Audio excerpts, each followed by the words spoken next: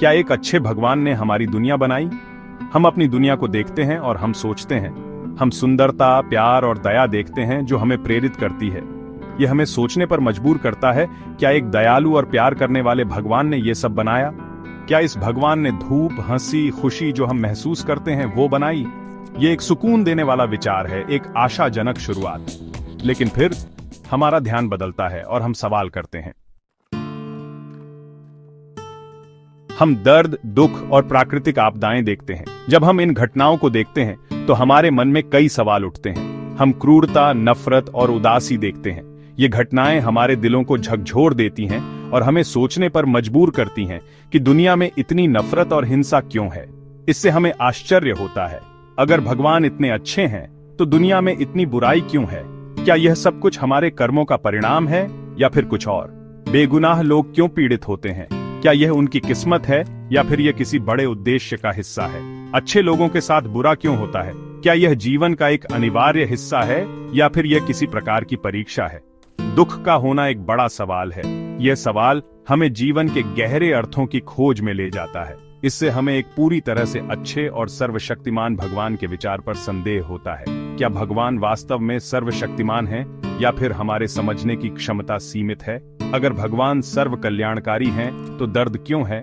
क्या यह दर्द हमें कुछ सिखाने के लिए है या फिर यह जीवन का एक अनिवार्य हिस्सा है? अगर भगवान सर्वशक्तिमान हैं, तो वह इसे क्यों नहीं रोकते? क्या यह सब कुछ हमारे लिए एक परीक्षा है या फिर यह हमारे कर्मों का परिणाम है? ये सवाल युगों से विचारकों को परेशान करते रहे हैं।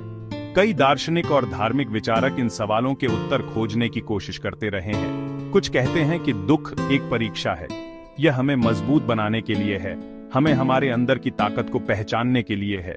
दूसरे कहते हैं कि यह हमारे पिछले कर्मों की सजा है, हमारे कर्मों का फल हमें इसी जीवन में भुगतना पड़ता है। लेकिन ये स्पष्टीकरण हमेशा संतुष्ट नहीं करते।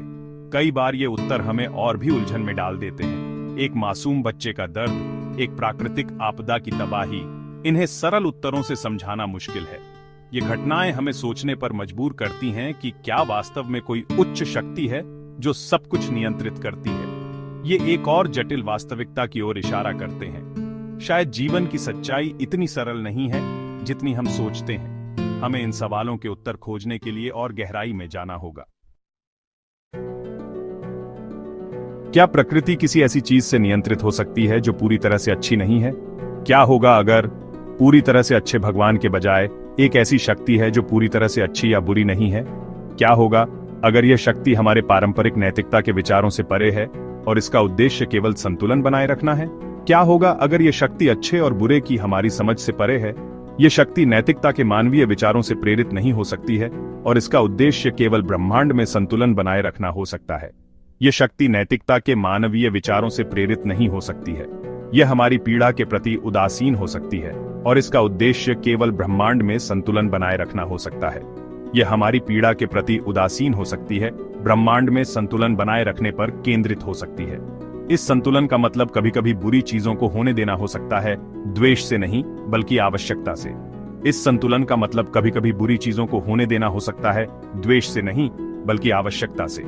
यह शक्ति प्रकृति के हर पहलू को नियंत्रित कर सकती है, चाहे वह विनाशकारी तूफान हो या शांतिपूर्ण झील। यह शक्ति हमारे समझ से परे हो सकती है और इसका उद्देश्य केवल संतुलन बनाए रखना हो सकता है। यह शक्ति प्रकृति के हर पहलू को नियंत्रित कर सकती है, चाहे वह विनाशकारी तूफान हो या शांतिपूर्ण झील। यह शक्ति हमारे समझ से परे हो सकती है और इसका उद्देश्य केवल संतुलन बनाए रखना हो सकता है। क्या हम इस शक्ति को समझ सकते हैं या हमें इसे स्वीकार करना होगा जैसे यह है? सेक्शन 4, दुनिया में अच्छे और बुरे का संतुलन। यह संतुलन प्रकृति के हर पहलू में देखा जा सकता है। जंगल की आग के बारे में सोचो। यह एक विनाशकारी घटना है जो सब कुछ जला देती है। यह भयानक और विनाशकारी है। पेड़ जल जाते हैं, जानवर भाग जाते हैं और पूरा पारिस्थितिकी तंत्र प्रभावित होता है। फिर भी यह एक प्राकृतिक प्रक्रिया भी है जो मृत लकड़ी को साफ करती है और नए जीवन को पनपने देती है। आग के बाद नई पौध उगती है और जंगल फिर से जीवित हो जाता है। यह द्वंद्व हर जगह मौजूद है। विनाश और पुनर्जन्म का यह चक्र प्रकृति का एक अभिन्न हिस्सा है। अच्छाई और बुराई आपस में जुड़ी हुई हैं। एक के बिना दूसरे का अस्तित्व नहीं हो सकता। हो सकता है कि यह शक्ति सभी बुरी चीजों को रोकने के बारे में ना हो। शायद यह हमें सिखाने के लिए है कि कैसे संतुलन बनाए रखें। हो सकता है कि यह इस संतुलन, सृजन और विनाश के इस चक्र को बनाए रखने के बारे में हो। यह हमें याद दिलाता है कि हर अंत एक नई शुरुआत है और हर विनाश एक नए जीवन का मार्ग प्रशस्त करता है। सेक्शन 5, प्राचीन कहानियों में उत्तर खोजना। सदियों से इंसानों ने इस शक्ति को समझने की कोशिश की है। हमने अपने आसपास की दुनिया को समझाने के लिए कहानियां, मिथक और धर्म बनाए हैं। पीढ़ी दर पीढ़ी चली आ रही ये कहानियां अलग अलग नजरिए पेश करती हैं।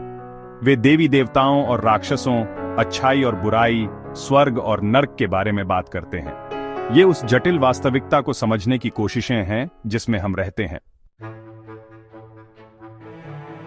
सेक्शन 6, समय के साथ हमारी समझ विकसित होती है। जैसे जैसे हम सीखते और बढ़ते हैं, दुनिया के बारे में हमारी समझ बदलती है। जो कभी परम सत्य लगता था, वह एक नई रोशनी में अलग दिखाई दे सकता है। उत्तर की खोज एक यात्रा है। यह सवाल पूछने, विभिन्न दृष्टिकोणों की खोज करने और नई संभावनाओं के लिए खुले रहने के बारे में है। एक सही उत्तर एक निश्चित व्याख्या नहीं हो सकती है। सेक्शन 7, सवाल करने और खोजने की यात्रा जारी है। तो क्या एक दयालु भगवान ने दुनिया बनाई? इसका उत्तर एक साधारण हां या ना से अधिक जटिल हो सकता है। हो सकता है कि हमारे ब्रह्मांड को नियंत्रित करने वाली शक्ति हमारी समझ से परे हो।